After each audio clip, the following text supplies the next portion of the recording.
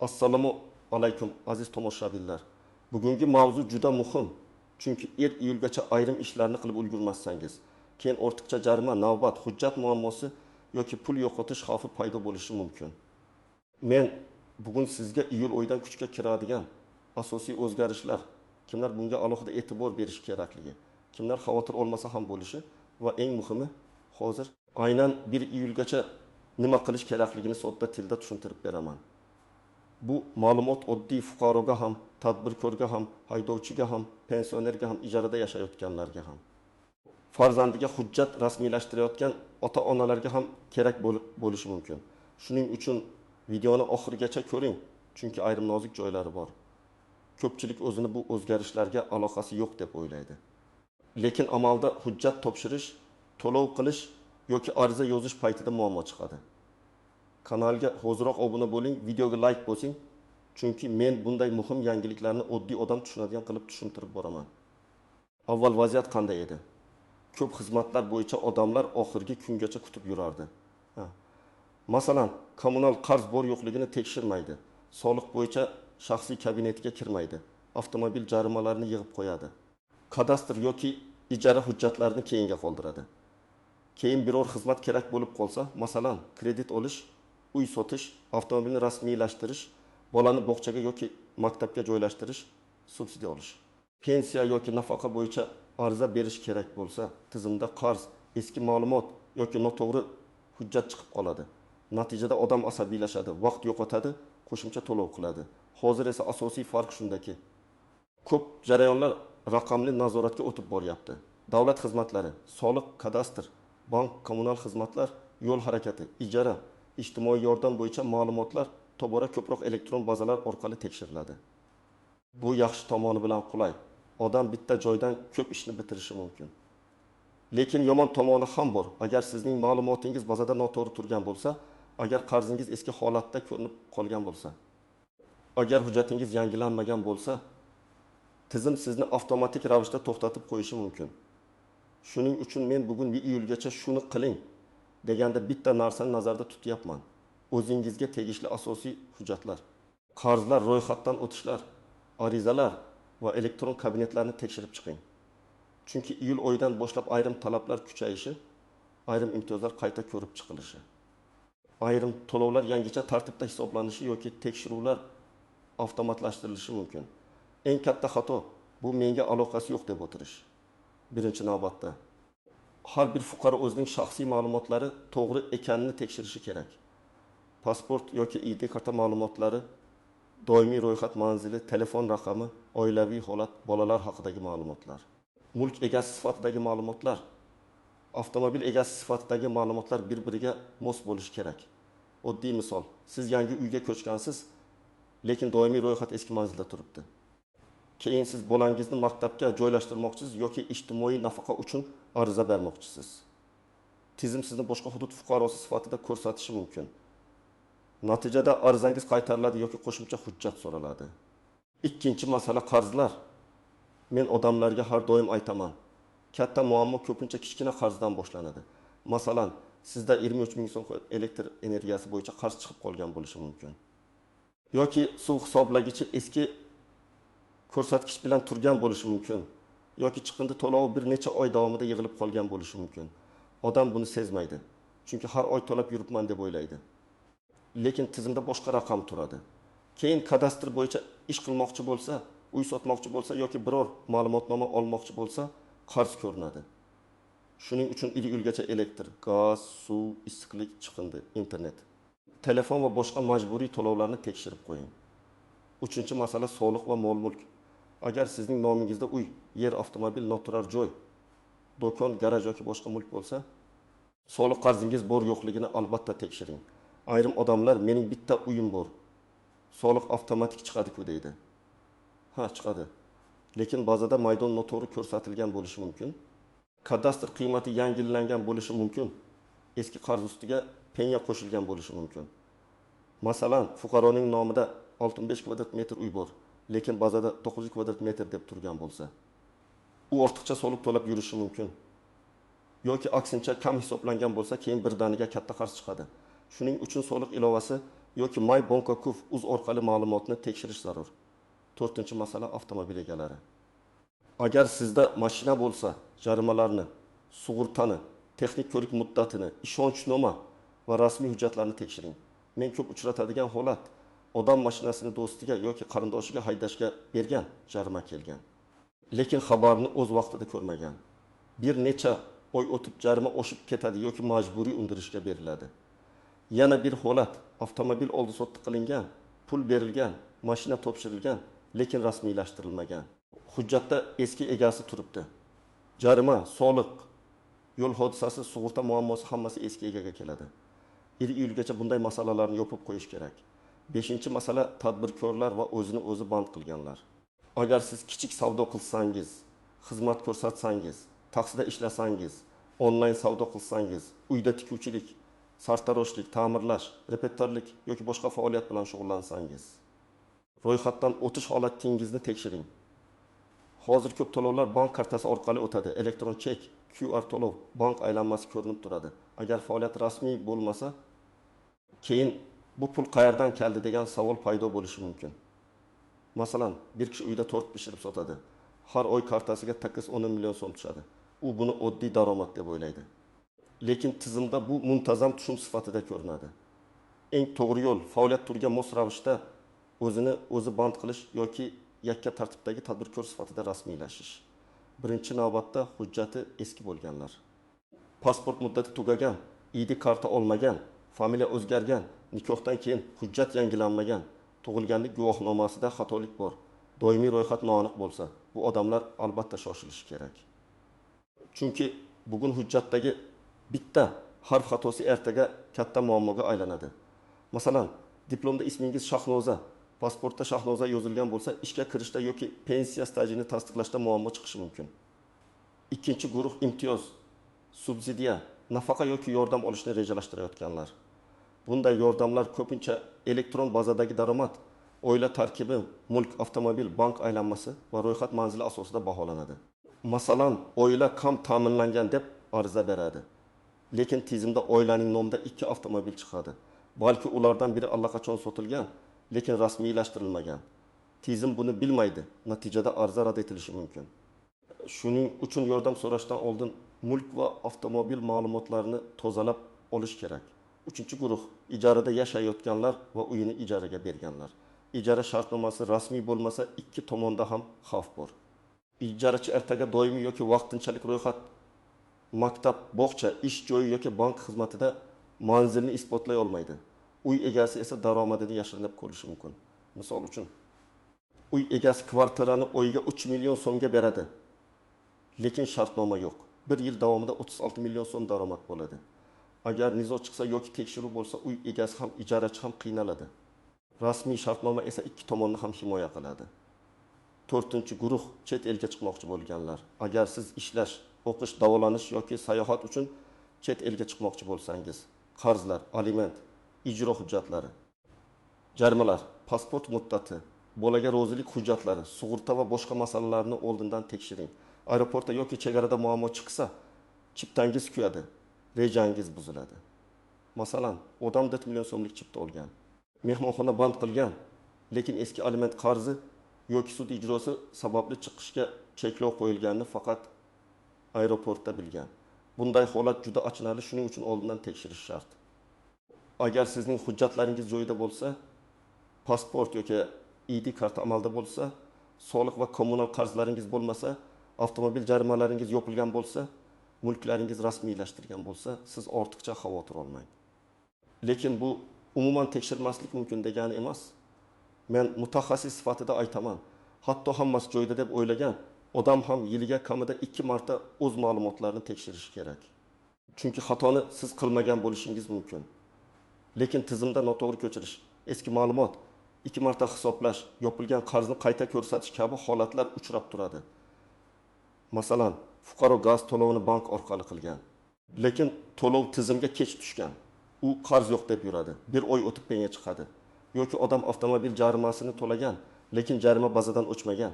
Keyin u avtomobilni sotayotganda notariusda muammo ko'radi. Bunday holatda aybni aniqlash va tuzatish vaqt oladi. Shuning uchun Xavotir yo'q degan odam ham tekshirishni odat qilishi kerak. Birinchi nozik masala muddat. Ko'p odamlar iyul kuni ham ulguraman deb o'ylaydi. Amalda esa oxirgi kunlarda tizimlar sekinlashishi, navbat ko'payishi, to'lovlar kech tushishi, sal markazlarga ulanish qiyinlashishi mumkin. Agar siz o'ttin iyun kuni kechqurun to'lov qilsangiz, u ba'zi tizimlarda ertasi kuni aks etishi mumkin. Shuning uchun men tavsiya qilaman, hamma ishni 1 yilgacha emas, kamida bir necha kun oldin bitiring. Eng xavfsiz muddat bugundan boshlab darhol tekshirish. Ikkinchi nozik masala. Screenshot va chek. To'lov qildingizmi? Ariza berdingizmi? Hujjat topshirdingizmi? Albatta chekni saqlang. Elektron chekni telefonda saqlab qo'ying. Imkon bo'lsa PDF qilib yuklab oling. Chunki keyin men to'laganman deyish yetarli bo'lmaydi. Tasdiqlovchi hujjat kerak bo'ladi. Masalan, 20 ming so'mlik jarimani to'ladingiz, lekin bazada turibdi. Agar chek bo'lsa murojaat qilib o'chirtirasiz. Chek bo'lmasa bankdan izlashga to'g'ri keladi. Uchinchi nozik masala begona kartadan to'lov qilish. Ko'p oilalarda bir odam hammaning o'rniga to'laydi. Masalan, o'g'il onasining solig'ini o'z kartasidan to'laydi. Bu mumkin, lekin to'lovda kimning stiri, qaysi hisob, qaysi xizmat, qaysi obyekt ko'rsatilganiga e'tibor berish kerak. Aks holda pul boshqa qarzga ketib qoladi yoki aniqlanmagan to'lov bo'lib turadi. Keyin qaytarish yoki ko'chirish uchun ariza yozishga to'g'ri keladi. 4-chi nozik masala og'zaki kelishuv. Qo'shnim bilan kelishib oldim. Mashinani ukamga berdim. Uy ijarasini qarindoshimga topshirdim. Erni og'zaki bo'lib olganmiz degan gaplar huquqiy himoya bermaydi. Bugun hammasi yaxshi bo'lishi mumkin, lekin ertaga nizo chiqsa faqat rasmiy hujjat ishlaydi. Ayniqsa mulk, ijara, avtomobil, qarz, shariklik biznesi bo'yicha og'zaki kelishuv juda xavfli. 5-chi nozik masala telefon raqami. Ko'p elektron xizmatlar SMS kod orqali ishlaydi. Agar shaxsiy kabinetingiz eski raqamga ulangan bo'lsa, ariza bera olmaysiz, ma'lumotni ko'ra olmaysiz, tasdiqlay olmaysiz. Masalan, sizning my.gov.uz profilingiz eski raqamda, u raqam esa allaqachon boshqa odamda. Bu xavfsizlik uchun ham xavfli. Shuning uchun shaxsiy kabinet, bank ilovasi, soliq ilovasi, kommunal xizmatlar ilovasidagi raqamlarni tekshirib chiqing. Endi eng muhim qism, siz bugun nima qilishingiz kerak? Men buni oddiy ro'yxat qilib tushuntiraman. Birinchi qadam, ID karta yoki pasportingizni tekshiring. Muddati tugamaganmi? Familiya, ism, otasining ismi to'g'rimi? Doimiy ro'yxat manzili to'g'rimi? Oilaviy holat yangilanganmi? Agar hujjatda muammo bo'lsa, tuman ichki ishlar bo'limi migratsiya va fuqarolikni rasmiylashtirish bo'limiga yoki davlat xizmatlari markaziga murojaat qiling. O'zingiz bilan pasport yoki ID karta, tug'ilganlik guvohnomasi, nikoh guvohnomasi, kerak bo'lsa sud qarori yoki boshqa tasdiqlovchi hujjatlarni oling. Ikkinchi qadam, my.gov.uz portaliga kiring. Elektron raqamli imzo yoki ONID orqali shaxsiy kabinetingizga kirib, o'zingiz haqingizdagi ma'lumotlarni ko'ring. Mulklar, jarimalar, arizalar, bolalar, ro'yxat, xizmatlar bo'yicha ma'lumotlar chiqadimi, noto'g'ri joyi bormi? Tekshiring. Agar xato ko'rsangiz, portal orqali murojaat yuboring yoki tegishli idoraga boring. Murojaatda bazadagi ma'lumotni tuzatishni so'rayman deb aniq yozing, hujjat nusxasini ilova qiling. 3-qadam, soliq qarzlarini tekshiring. Soliq mobil ilovasi, soliq.uz sayti yoki my.gov.uz orqali jismoniy shaxs sifatida mol-mulk, yer va transport soliqlarini ko'ring.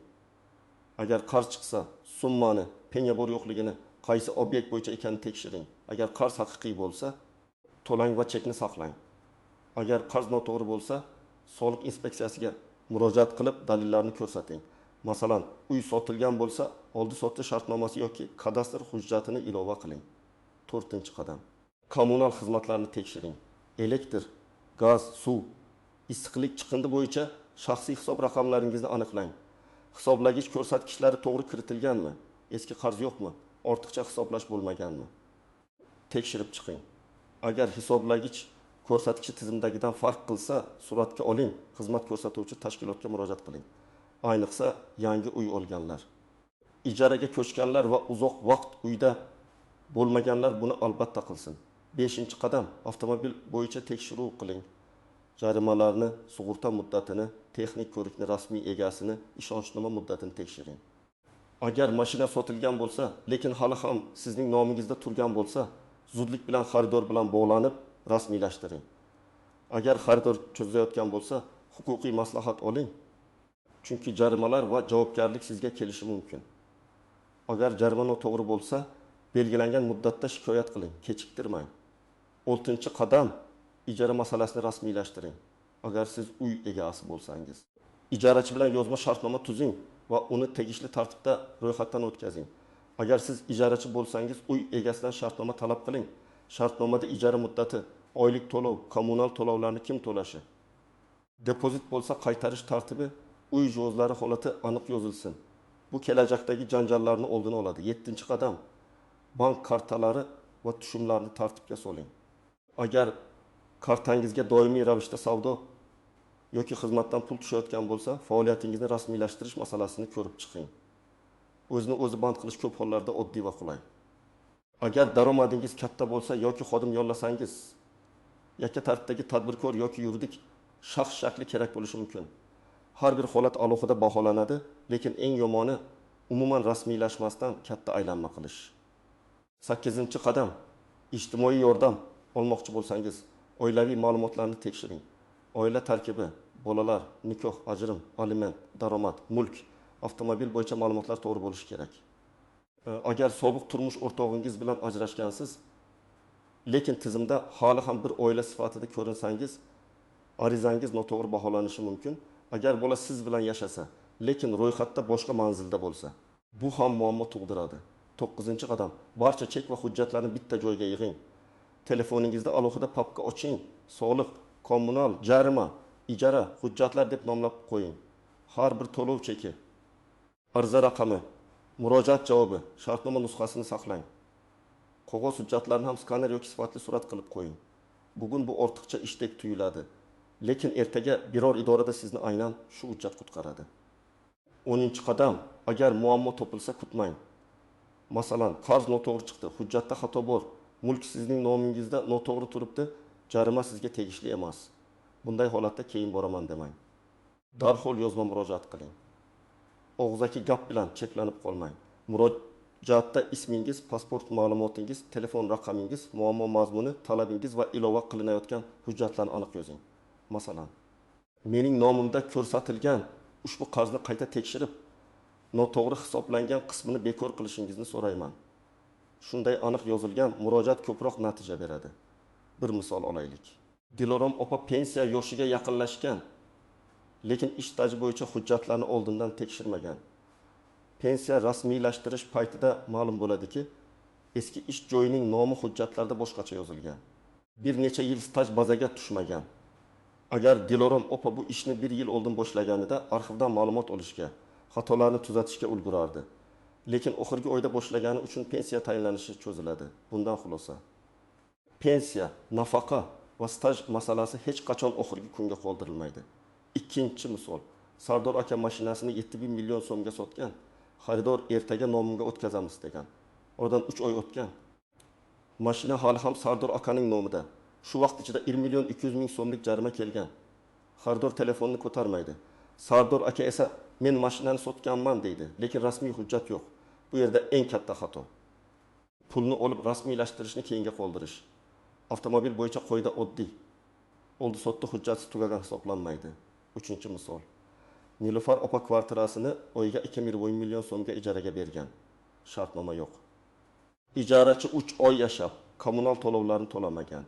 Jihozlarga zarar yetkazgan va chiqib ketgan. Endi Nilufar opani qarzni oson undiradi. Na zarar uchun dalil ko'rsata oladi. Agar shartnoma bo'lganda unda depozit, jihozlar ro'yxati va javobgarlik yozilgan bo'lardi. Shuning uchun ijara shartnomasi faqat davlat uchun emas, avvalo sizning himoyangiz uchun kerak. 4-misol. Bir yigit onlayn savdo qiladi. Har kuni kartasiga 300-400 ming so'm tushadi. Oyga taxminan 12 million so'm aylanma bo'ladi. U men kichik savdo qilyapman deb o'ylaydi. Lekin muntazam tushum rasmiy daromad sifatida ko'rilishi mumkin. Agar u oldindan o'zini o'zi band qilgan yoki tadbirkor sifatida rasmiylashganida, keyingi savollardan qo'rqmasdi, bank xizmatlaridan ham bemalol foydalanardi. Rasmiy faoliyat kredit olishda, shartnoma tuzishda va mijozlar ishonchini oshirishda ham foydali. Ko'p odamlar o'z huquqini faqat muammo chiqqandan keyin eslaydi. Aslida huquqni oldindan himoya qilish kerak.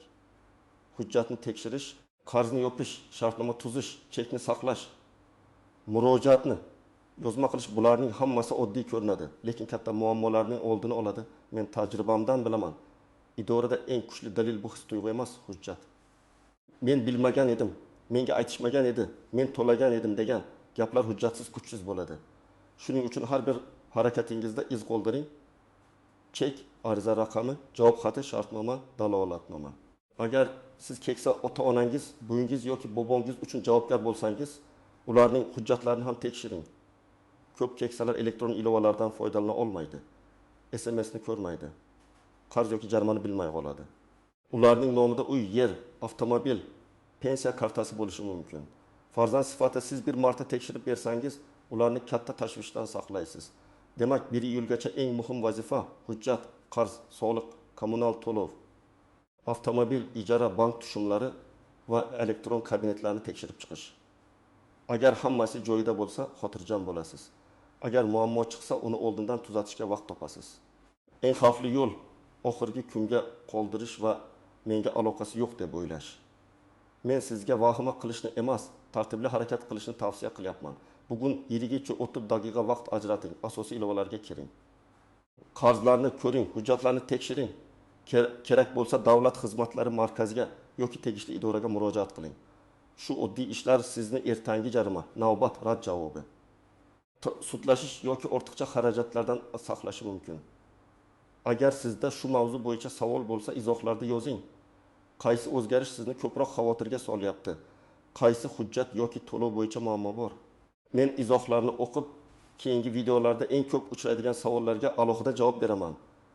Videoga like bosing, yaqinlaringizga ulashing, chunki bu ma'lumot ularga ham kerak bo'lishi mumkin. Kanalga obuna bo'ling, bildirishnomani yo'g'ing va muhim yangiliklardan bexabar qolmang.